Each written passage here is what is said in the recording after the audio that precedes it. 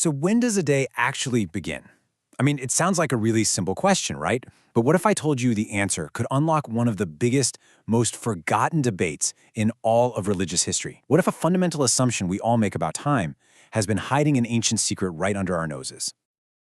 For most of us, especially if you're familiar with Jewish tradition or faiths that grew from it, the answer seems obvious. The day begins at sundown, right? I mean, the Sabbath is welcomed on Friday evening, just as the first stars start to pop out. That's the established tradition, the one we all know. But what if that wasn't always the case? What if, way back before the sunset tradition became the standard, there was a totally different way of thinking? A method that started the day not with darkness, but with light. And that, right there, is the mystery we are diving into today. Okay, so let's get this straight. We've got two competing ideas on the table. On one side, you have the familiar sunset tradition. This is the one established by the Pharisees and carried on in Rabbinic Judaism. The day kicks off when the sun goes down. But on the other side, there's this really compelling sunrise theory, which suggests the original biblical day was actually counted from sunrise to sunrise, a totally different ballgame.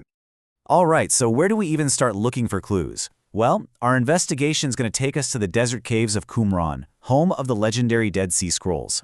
The community that lived out there, most people think they were the Essenes. Well, they left us our first major clue.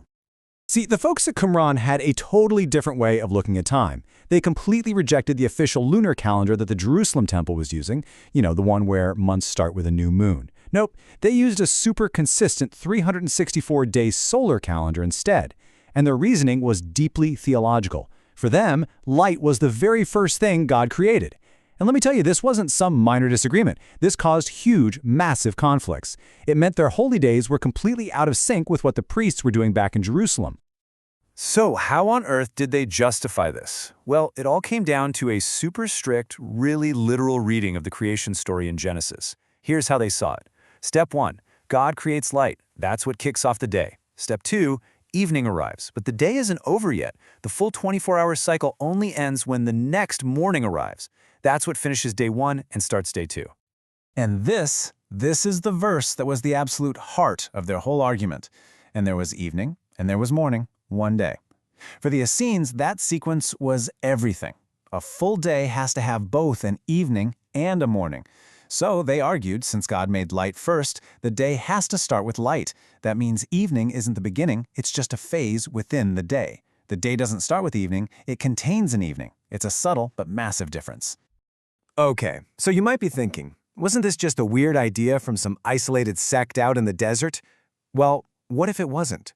What if the Essenes were actually the ones preserving a much, much older tradition? There's evidence that suggests the sunrise idea might have been the original practice for all of ancient Israel. So if that's true, how did the big shift happen? Well, this timeline kind of lays out the theory. A lot of scholars argue that way back during the time of the kings, the pre-exilic period, the day was counted from sunrise. But then, Jerusalem was conquered, the Jewish elite were exiled to Babylon, and guess what? The Babylonians used a sunset-based calendar. The theory is that during or after the exile, that practice got picked up, and it eventually became the standard we're all familiar with today. And you know what? There are clues in the scripture itself that seem to back this up. Think about it. The temple's most important daily ritual, the Tamid offering, that was a sacrifice performed every single morning. The entire rhythm of worship was built around daylight. And get this, the Bible almost always uses the phrase day and night. It doesn't say night and day. It suggests that the light part, the daytime, was always considered the first part of the sequence. Now, I want you to understand, this was not some polite academic debate. The calendar was a source of seriously bitter conflict. I mean, think about it. If you control the calendar, you control religious life. And these different groups fought tooth and nail over it. So let's break down the key players in this fight. First, you have the Pharisees. They were the champions of the sunset start, and it was all tied up in their lunar calendar and what they called the oral law, these traditions they believed were passed down. On the complete opposite side, you had the Essenes, with their solar calendar and that super literal reading of Genesis. And then you had other groups, like the Buthesians, who just flat out rejected the Pharisees' oral law. We don't have their writings anymore, but because they were so against the Pharisees, it's pretty darn likely they disagreed on the calendar too. Okay, so this is a really fascinating bit of ancient history for sure.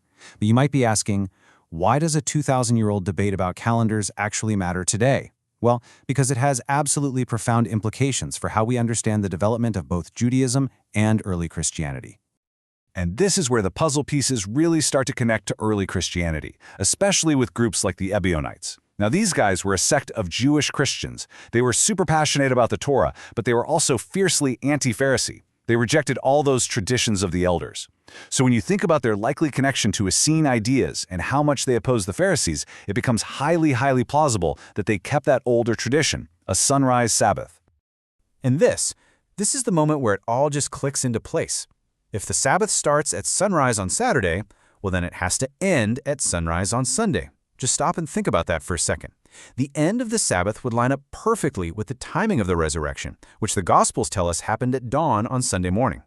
What you get is this absolutely seamless theological transition. The holy day of the Sabbath doesn't just come to a hard stop. No, it flows right into the celebration of the resurrection morning, what would eventually become known as the Lord's Day. It creates this beautiful, powerful connection between the two events, a connection that you just don't get with a sunset Sabbath. And get this isn't just some theory that we're piecing together from dusty old texts. There is a living echo of this tradition today. The Ethiopian Orthodox Tewahedo Church, a church that has preserved a ton of ancient Jewish practices that were lost everywhere else, well, they traditionally start their clock at sunrise. And here's the kicker. Their Bible includes the books of Jubilees and Enoch. Those are the very texts that were so important to the Essenes and their whole sunrise calendar.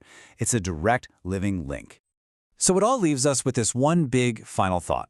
A seemingly simple change, just shifting the start of the day from sunrise to sunset, fundamentally changed everything.